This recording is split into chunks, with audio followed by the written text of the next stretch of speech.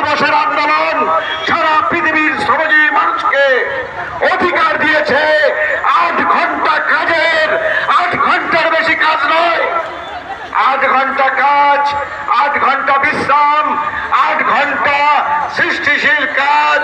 কিন্তু আপনাদের কাজ কত ঘন্টা? 24 ঘন্টা।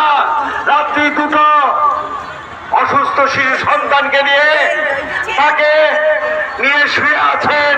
হঠাৎ